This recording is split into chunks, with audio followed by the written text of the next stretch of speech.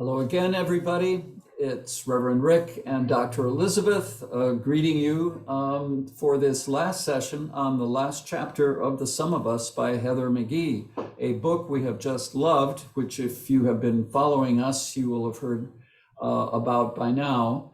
And this chapter, Dr. Elizabeth will tell us, will share with all of us how much she thinks this is the best chapter of all. What's your one word summation or one sentence summation of the chapter? I'm in. I'm in? Yeah, I want to move to Lewiston, Maine. This is, what she has been talking all along about is allowing us to move outside the sum zero thinking and beginning to think about our diversity as a solidarity dividend.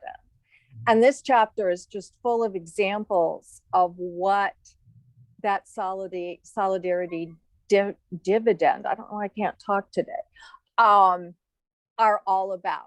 And she tells a story about Lewiston, Maine, which was a mill town in the 1800s, which attracted a lot of French-speaking folks from Canada to work there. And those Franco-Americans, that first generation, learned English, and it got harder and harder to speak French at home. And kids, as they grew in the 50s and 60s, wanted to be more American. And she tells the story of Cecile, who is an older woman whose children live out of state. And she went to the Franco-American Center in Lewiston because she wanted to reclaim her French, and discovered that all the people who were there were older white people who had forgotten all their French. And she then got connected with a group formed by Somali refugees who had been moved to Lewiston, or had moved to Lewiston from Atlanta following their admission to the US due to the civil war in Somalia. And they were French speaking.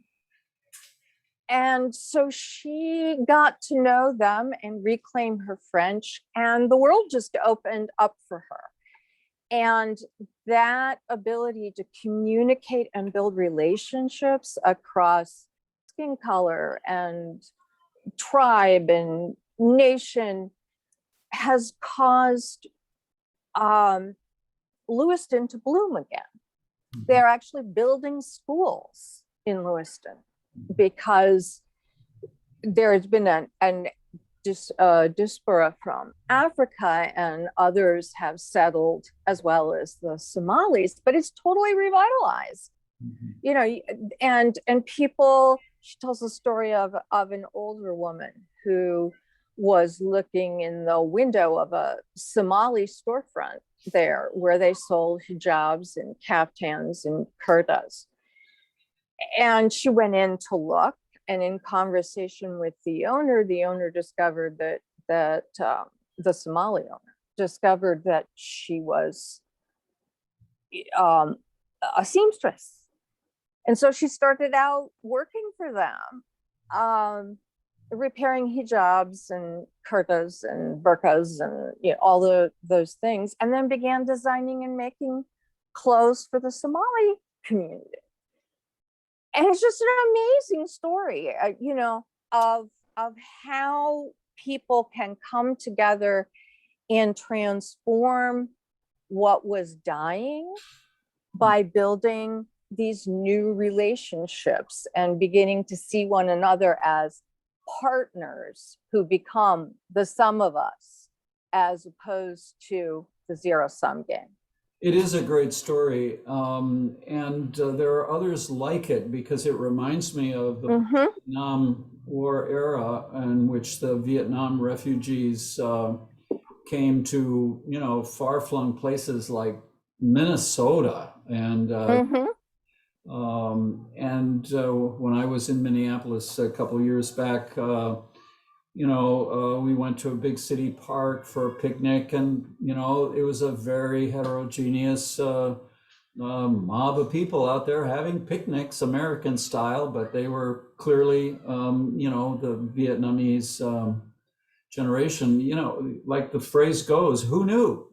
Mhm. That life could be so interesting if you just let your uh, your filters down a little bit. And Well, and go ahead. well, no, and the result of letting your filters down is that you become open to relationship, and then the differences become less important than the values you hold in common, which is what is needed to build communities from the ground up. And she talks about that being the work that I'm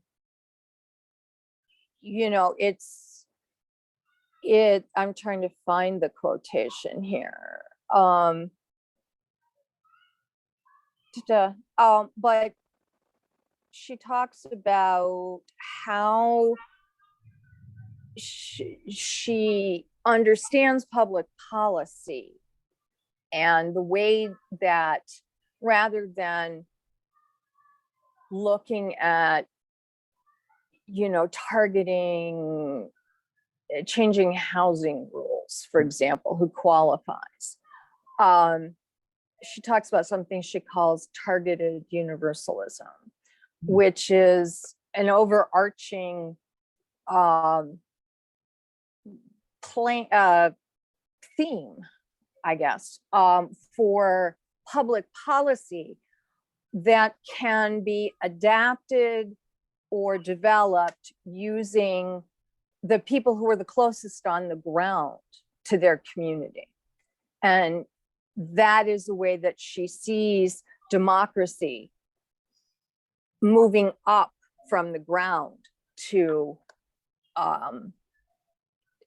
form that, what does she call it? Oh, good heavens, I know this as well as know my own name. A majoritarian, pro-democracy, anti-racism, permanent coalition. Well, the Democratic part of that took a hit in the middle part of her chapter when she, tells the story of Ben Chin. Remember that part of an Episcopal minister who became a candidate for mayor. I don't know, was that also in Lewiston, Maine? Yes, it was. And it was the sobering counterbalance to her hopes, because he was defeated, wasn't he? And it was Yes. after a lot of very nasty racist kind of campaign things going on.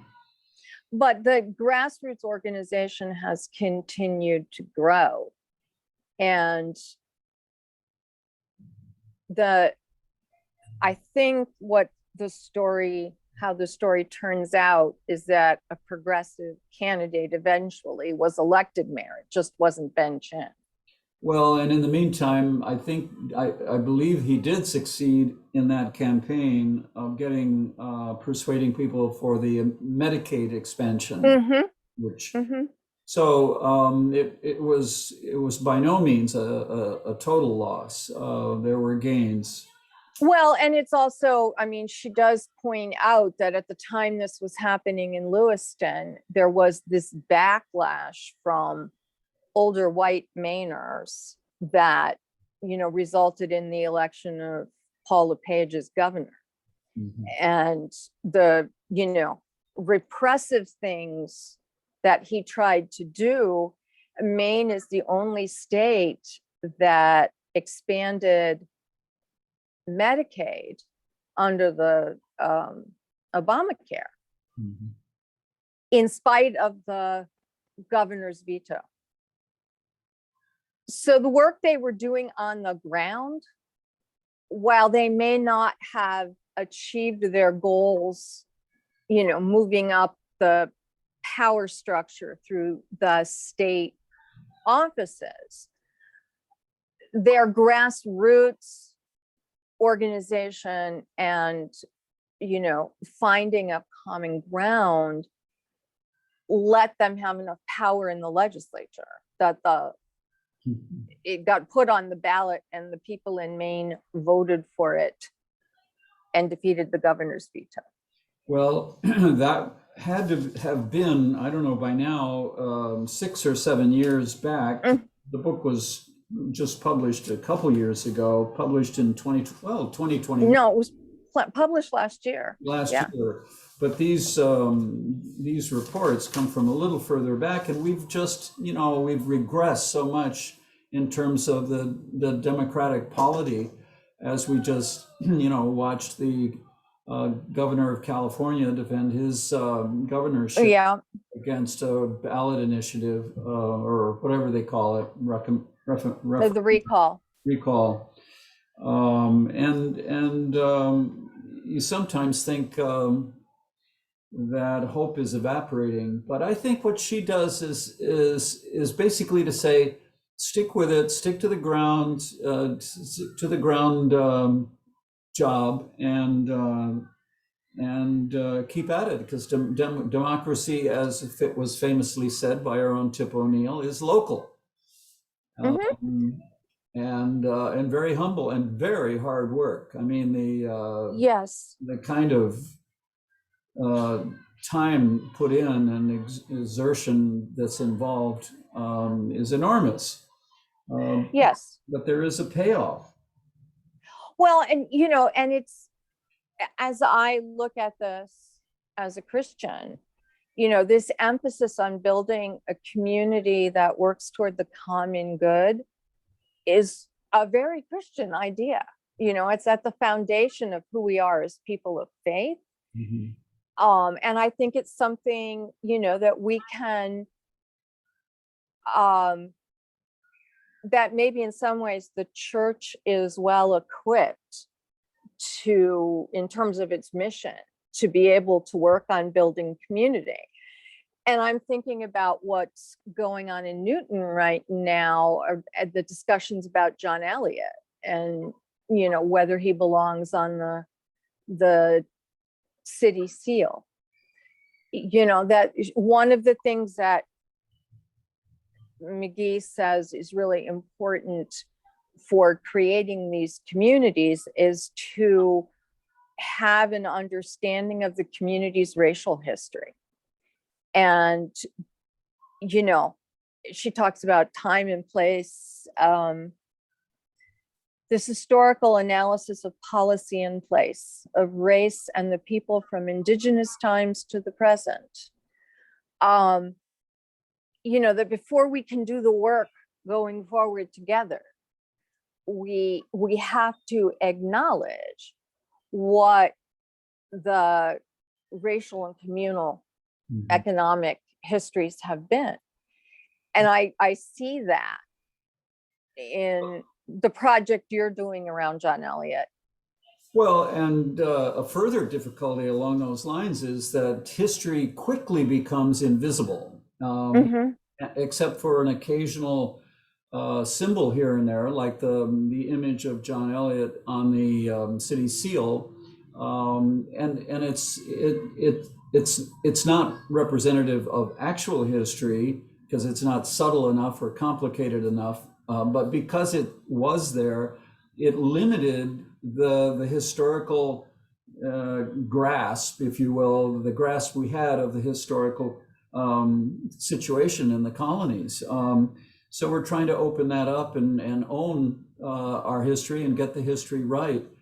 And it's not something to be oppressed by. White people are acting, very very testy about being taught all this history. The communities that are pushing back on critical race theory and so forth, as if it need be a downer. It on the other hand could be viewed as a stimulus. expand the way you think and live. But that's a hard sell right now. But I hope Well, the church yeah, can make a contribution on this front. I think it's, none of us, and she makes this point over and over again in the book and again in this chapter, that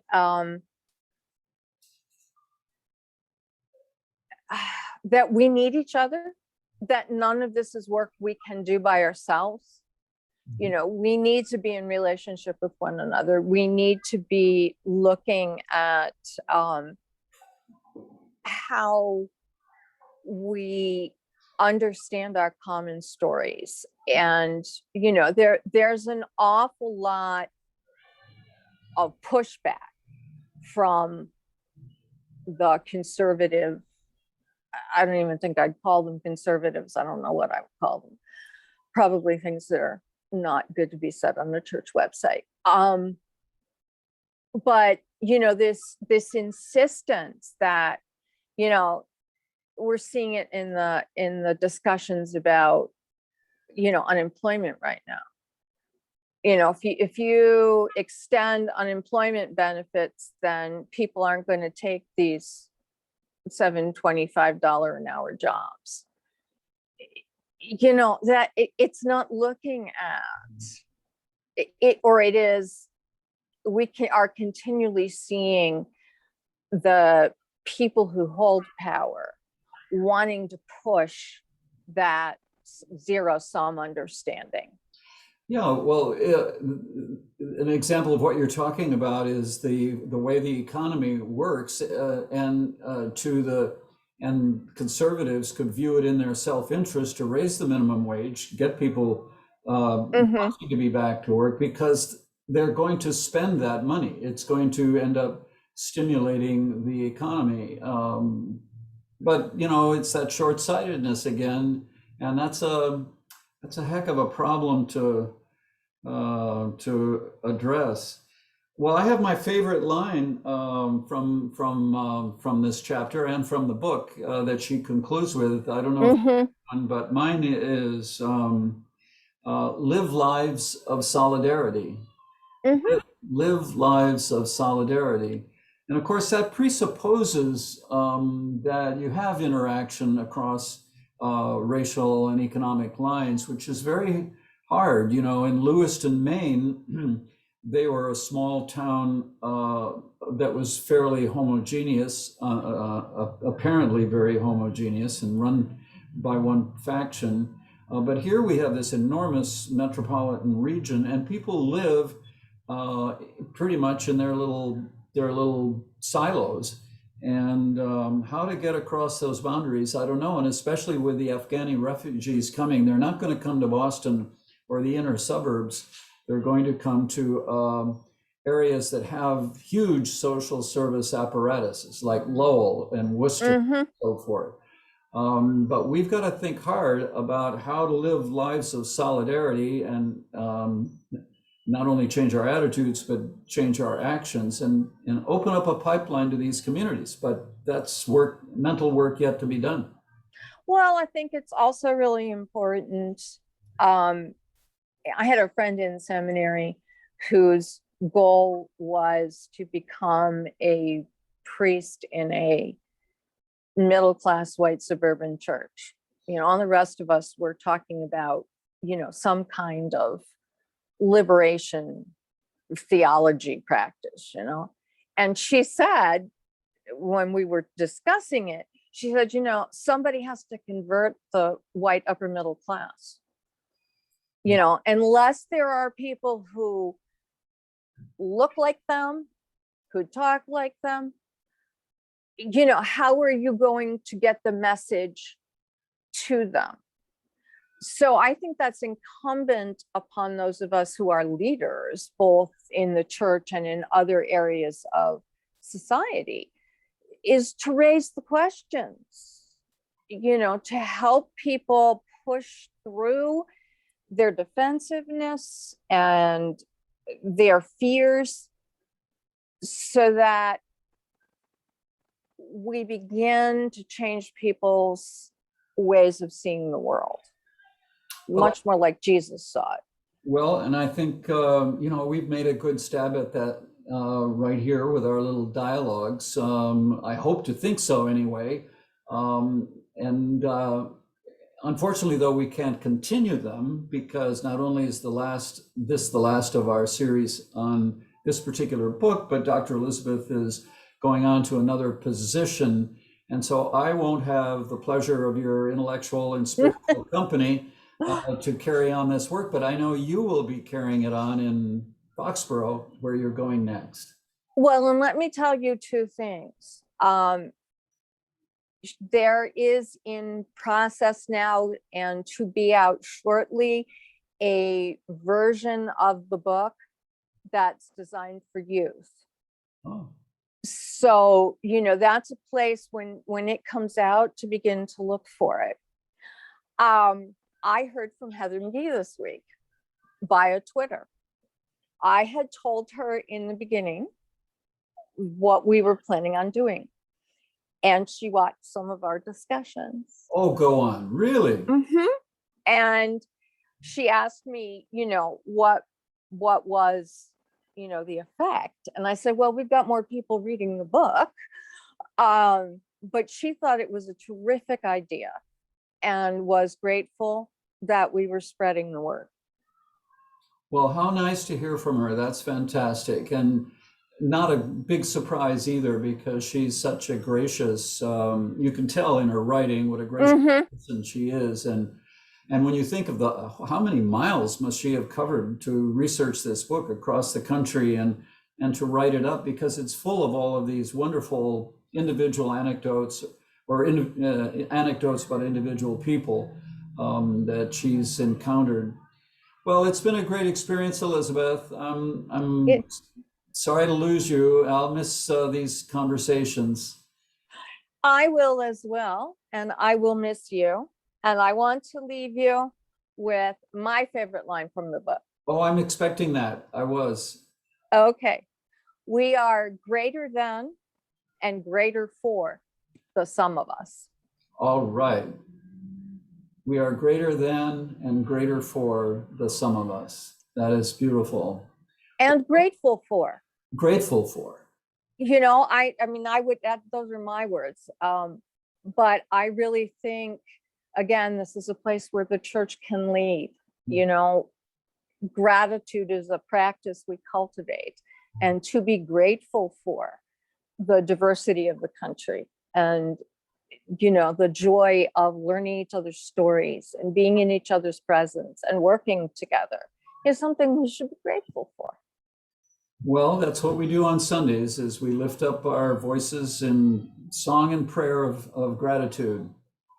So, amen. Blessings upon you, Elizabeth, and everybody else too who have followed us. And we'll see what else we come up with coming down the road. Okay, keep watching this homepage. Watch this space. Watch this space. Bye for now. Blessings. Blessings.